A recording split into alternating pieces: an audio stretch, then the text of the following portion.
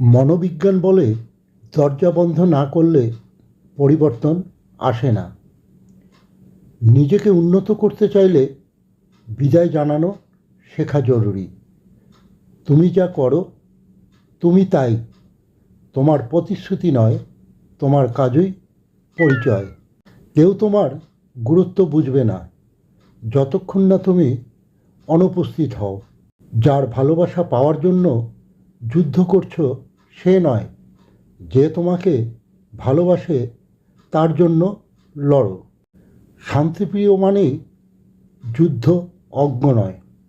এক মুহূর্তের রাগ, লোভ বা লালসা তোমার বছরের পরিশ্রম নষ্ট করতে পারে।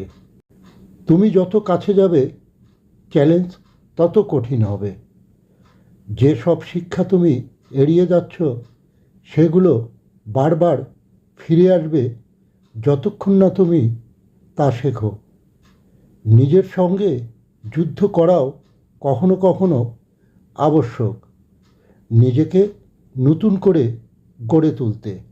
ভুল ট্রেনে যত বেশি সময় বসে থাকবে ফিরে আসার খরচ তত বাড়বে। যারা সঠিক সময়ের জন্য বসে থাকে তারা কখনোই যাত্রা শুরু করতে পারে না। ভয় কখনো মৃত্যুকে থামাবে না, শুধু তোমার জীবনের অবশিষ্ট অংশ নষ্ট করবে।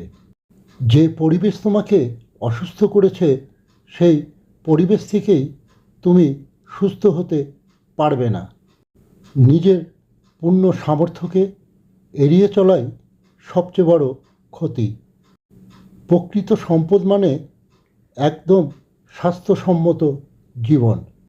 তোমার প্রতি ছোড়া প্রতিটি পাথর জমাও, একদিন নিজের প্রাসাদে গড়তে ব্যবহারে লাগবে। যে সাহায্য চাইতে দ্বিধা করে সে সবচেয়ে বেশি পরিশ্রম করে। আবার শুরু করতে ভয় পেও না, কারণ নতুন শুরু মানেই নতুন গল্প, নতুন ভবিষ্যৎ। সত্য তোমাকে মুক্তি দেবে, কিন্তু তখনই যখন তুমি সত্য বলার সাহস অর্জন করবে। সততা তোমার বন্ধুর সংখ্যা কমাবে, কিন্তু ঠিক বন্ধুরাই পাশে থাকবে।